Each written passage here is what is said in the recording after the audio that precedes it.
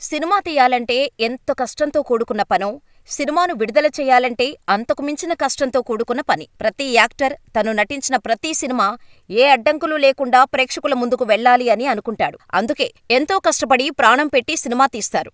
అయినప్పటికీ ఏవేవో కారణాల వల్ల ఇప్పటికీ ఎన్నో సినిమాలు విడుదలకు నోచుకోకుండా ల్యాబ్స్లో పడుంటాయి. చిన్న సినిమాలంటే బడ్జెట్ లేదు కాబట్టి విడుదలకు నోచుకోలేదనుకోవచ్చు. కానీ అగ్రహీరోలు నటించిన సినిమాలు కూడా విడుదలకు నోచుకోనివి ఉన్నాయి. వీటిల్లో కొన్ని సినిమాలు కాస్త గ్యాప్ తీసుకుని రిలీజైతే, మరికొన్ని లేటుగా రిలీజయ్యాయి. ఇంకొన్ని మరుగున పడిపోయాయి. అయితే మన టాలీవుడ్ హీరో చనిపోయిన తర్వాత రిలీజైన సినిమా ఒకటుంది. ఆ ప్రత్యేకమైన చిత్రమేంటో, ఆ సినిమా హీరో ఎవరో, సినిమా ఎందుకు ఆలస్యమైందో, హీరో చనిపోయిన తర్వాత సినిమాను ఎందుకు రిలీజ్ చేశారో తెలుసుకుందాం. ఆ ప్రత్యేకమైన చిత్రం మరేదో కాదు, ప్రతిబింబాలు. ఆ సినిమా హీరో ఎవరో కాదు, నట సామ్రాట్ అక్కినేని నాగేశ్వరరావు గారు. ఈ సినిమా షూటింగ్ పూర్తి చేసుకున్న 40 ఏళ్ల తర్వాత ప్రేక్షకుల ముందుకు వచ్చింది. ఈ సినిమా విడుదలయ్యే సమయానికి నాగేశ్వరరావు గారు ఈ లోకంలో లేరు. ఈ ప్రతిబింబాలు సినిమాలో అక్కినేని నాగేశ్వరరావు హీరోగా, జయసుధ, తులసి హీరోయిన్లుగా నటించగా, కెఎస్ ప్రకాశ్రావు, సంగీతం శ్రీనివాసరావు దర్శకత్వం వహించారు. వియ్యాలవారి కయ్యాలు, కోడళ్ళొస్తున్నారు జాగ్రత్త, కోరుకున్న మొగుడు, వినాయక విజయం వంటి చిత్రాలను నిర్మించిన జాగర్లమూడి రాధాకృష్ణమూర్తి నిర్మించిన చిత్రమే ఈ ప్రతిబింబాలు. ఈ చిత్రం 1982 సెప్టెంబర్ 4న ప్రారంభించారు కానీ, సినిమా ప్రారంభించినప్పటి నుంచి ఈ చిత్ర నిర్మాణానికి అడ్డంకులు ఎదురవుతూనే వచ్చాయి. అయితే ఈ సినిమాలో ఏఎన్నార్ డ్యూయల్ రోల్లో నటించారు. ఈ సినిమా కొంత షూట్ ఉందనగా ఏఎన్నార్ గారికి హార్ట్ స్ట్రోక్ రావటంతో ఆపరేషన్ కోసం అమెరికా వెళ్లారు. దీంతో సినిమా షూటింగ్ మధ్యలో ఆగిపోయింది.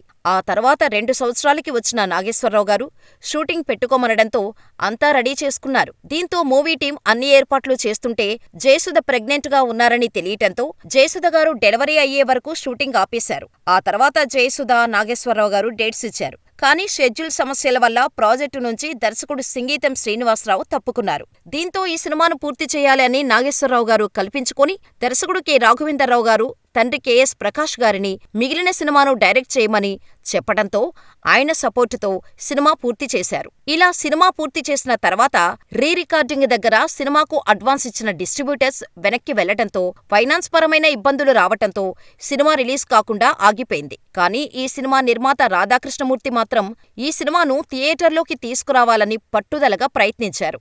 నేటి తరానికి తగినట్టుగా డిఐ కలర్ కరెక్షన్తో పాటు డిటిఎస్ సౌండ్ సిస్టమ్ కూడా యాడ్ చేసి ఎట్టకేలకు 2022 సెప్టెంబర్ 20వ తేదీన అక్కినేని జయంతి సందర్భంగా ఈ చిత్రాన్ని విడుదల చేశారు.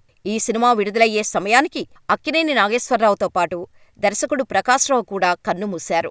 ఈ సినిమాకు సంగీత దర్శకత్వాన్ని అందించిన చక్రవర్తి కూడా మరణించారు. ఇలా సినిమా విడుదలకు ముందే ఇందులో తలో చెయ్యి వేసిన వారంతా కొందరు మరణించారు. ఇలా ప్రతిబింబాలు సినిమా 40 ఏళ్ల తర్వాత 250కి పైగా థియేటర్లలో విడుదలైంది. పాత ప్రింటును మెరుగుపరిచి, నూతన టెక్నాలజీని ఉపయోగించి, సినిమాకి కొత్త రూపం ఇచ్చి విడుదల చేసినప్పటికీ సరైన ప్రచారం లేకపోవటం, ప్రేక్షకుల్లోకి సినిమా గురించి వెళ్లకపోవటంతో ఈ సినిమా పెద్దగా గుర్తింపు పొందలేదు.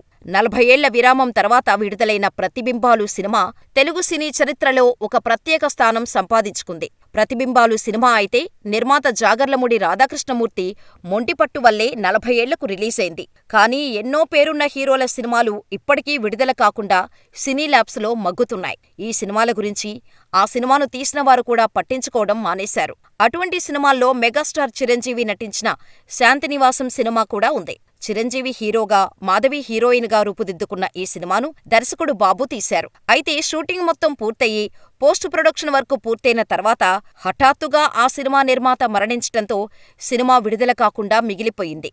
ఇలా ఇంకా ఎన్నో సినిమాలు ఉన్నాయి. విక్రమ్ హీరోగా, త్రిష హీరోయిన్ గా, లింగుస్వామి దర్శకత్వంలో రూపొందిన భీమా మూవీ తెలుగు వర్షన్ ఇప్పటివరకు విడుదలవ్వలేదు.